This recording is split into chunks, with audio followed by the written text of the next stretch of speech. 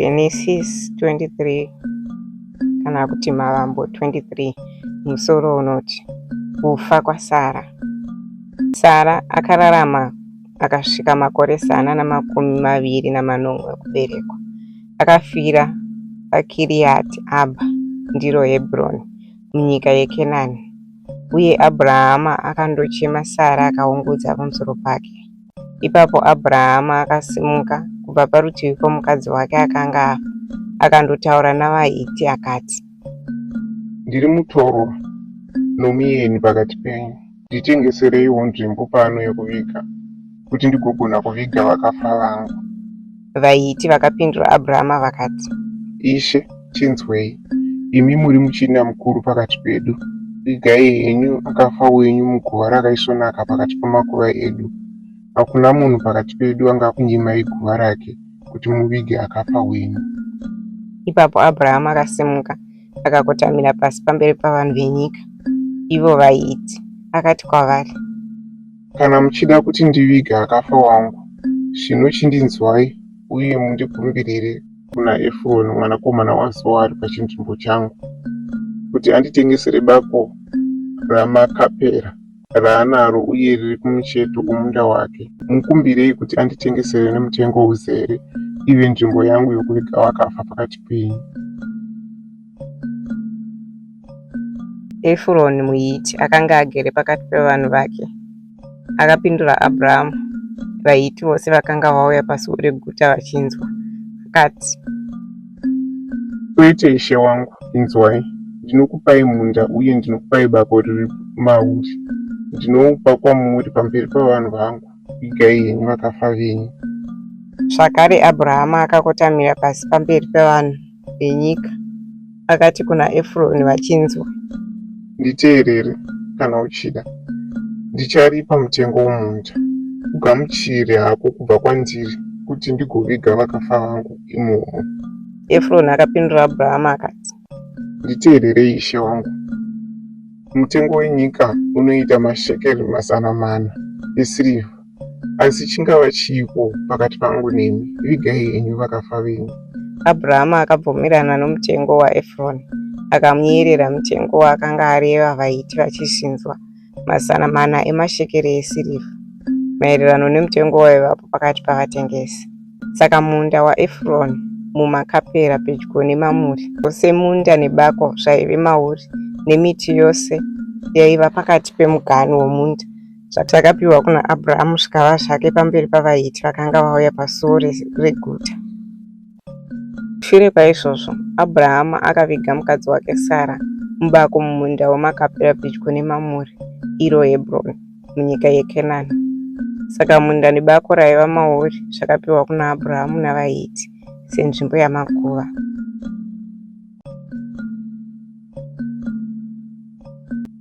Chapter 24. Genesis chapter 24 kana kuti Mavambo chapter 24. Isaka naRabheka.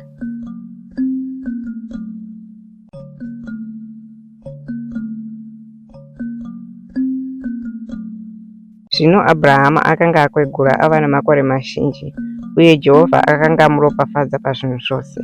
Akati kumuranda wake mukuru womumba make, iye akanga ari mutariri wezvose zvaakanga anazvo, Isa ruoko rwako pasi pechidya changu.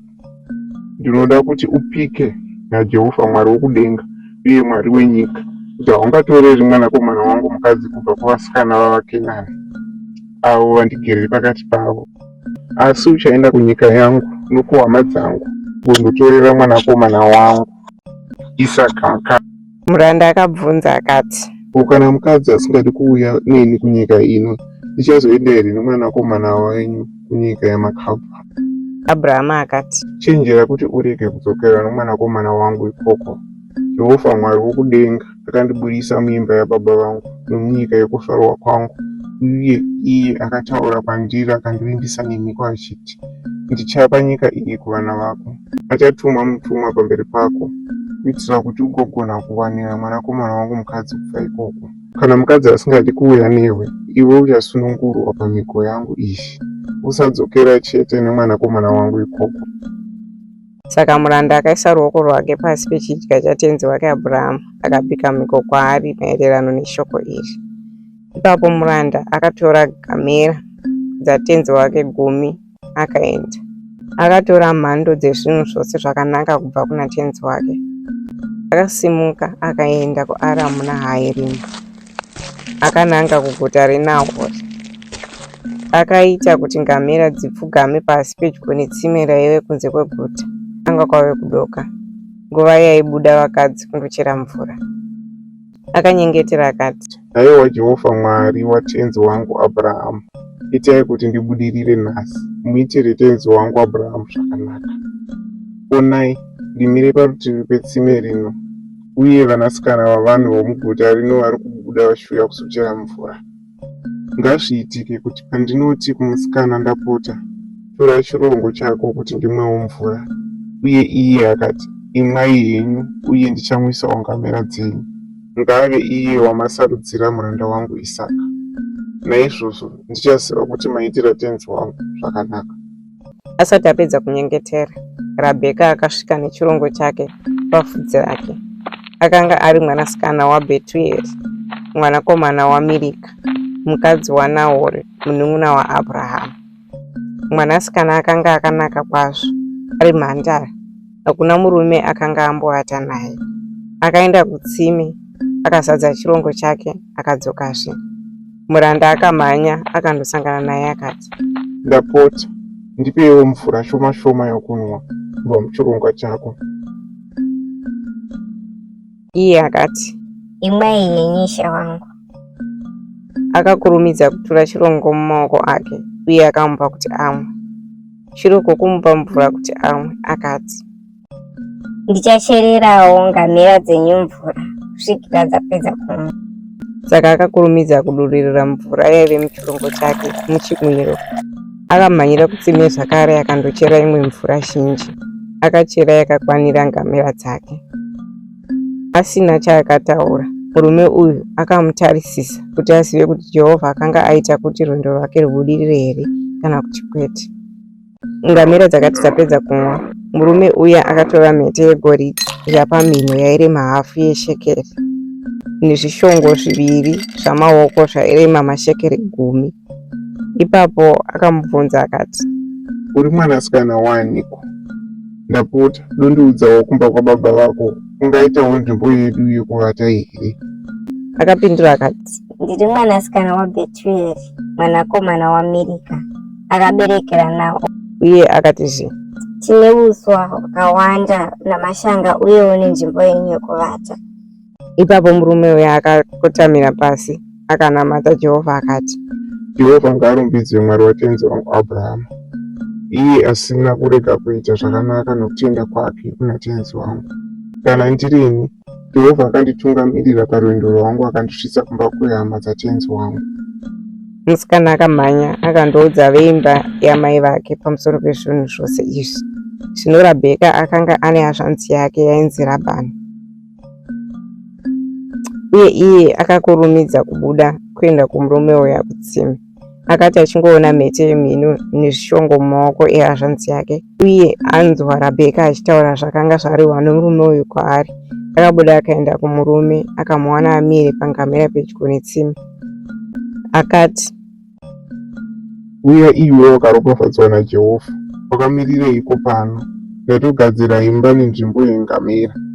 Saka murume uya akaenda kumba, uye ngamera dzakaturwa, uswa namashanga zvakavigirwa ngamera, uye iye navanhu vake vakavigirwa mvura kuti vashambe tsoka dzavo, zvokudya zvakaiswa pamberi pake. Asi iye akati, haringatongodyi kusvikira ndakuudzai zvandinoda kureva. Rabhani akati, tiudze hako. Saka iye akati, ndiri muranda waAbhurahamu.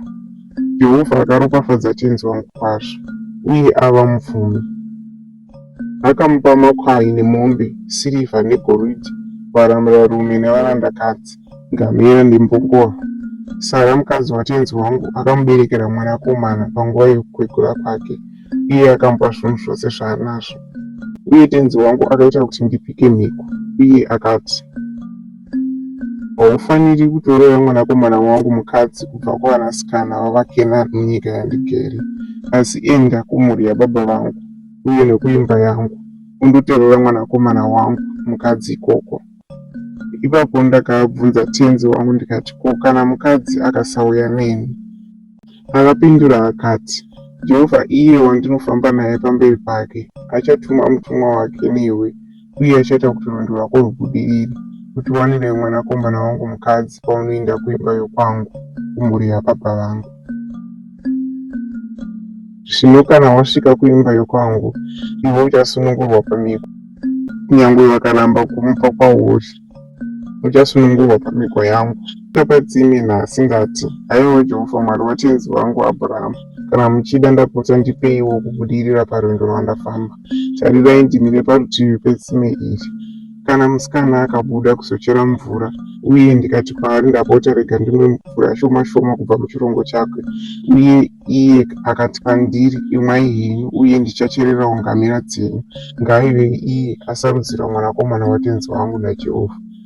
Ndisati ndapedza kunyengetera mumwoyo mangu, Rabheka auya ane chirongo chake pafudzi rake.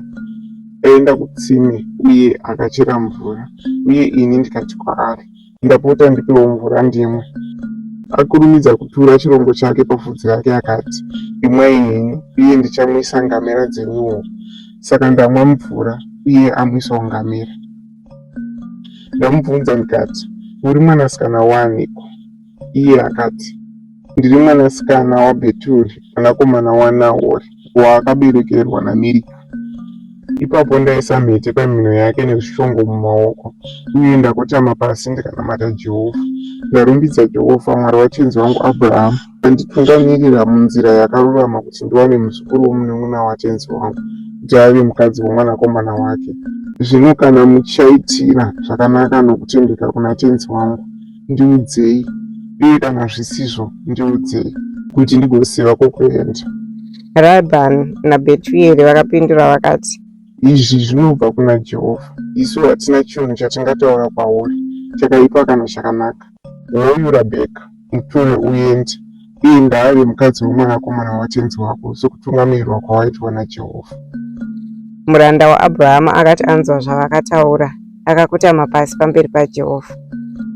Ipapo muranda akabudisa goridhe nezvishongo zvesirivha nenguo dzokufuka akazvipa kuna Rabheka, uye akapawo zvipo zvomutengo mukuru kuvashanzi yake nokuna mai vake.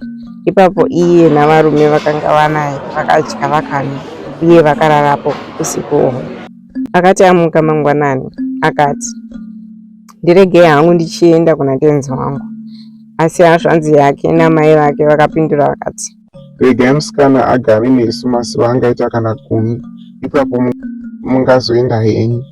Asi akati kwavari, Musandirambidza. Zvose zvino Jehovha akandipa kubudirira parwendo rwangu, ndiregei ndiende kuna tenzi wangu. Ipapo vakati, Regai tidane musikana timubvunze nezvazvo. saka vakadana Rabheka vakamubvunza vakati, Uchaenda here nemurume uyu? iye akati, Ndichaenda. saka vakaendesa hashanzi yavo Rabheka pamwe chete nomureri wake nomuranda waAbhurahama navanhu vake, uye vakaropafadza Rabheka vakati, Iwe hashanzi yedu, uve mai wavazhinji, vave zviuru nezviuru. Vana vako ngavatore masuo avavengi vavo. Ipapo Rabheka navasikana vake vakagadzirira kutasva ngamera dzavo vakaenda nomurume uya. Saka muranda akatora Rabheka akaenda naye. Zvino Isaka akanga achibva kuBheeri raHairori nekuti akanga achigara kuNegevhi. Humwe usiku akabuda akaenda musango kuti ambondorangarira, uye paakasimudza meso ake akaona ngamera dzichiswedera. naRabhekawo akasimudza meso ake akaona Isaka. Akaburuka kubva pangamera yake uye akabvunza muranda akati, Ndianiko murume ari musango uyu ari kuuya kuzosangana nesu? Muranda akapindura akati, Nditenzi wangu. Saka akatora chifukidzo akazvifukidza. Ipapo muranda akaudza Isaka zvose zvaakanga aita. Isaka akamupinza mutende ramai vake Sara, uye akawana Rabheka. Saka akava mukadzi wake uye akamuda. Naizvozvo Isaka akanyaradzwa shure kwokufa kwamai vake. Tinokutendai zvikuru nekuteerera kusvika kumagumo. Kana maitigwa zvakanaka bayai like nekupawo vamwe vateerere.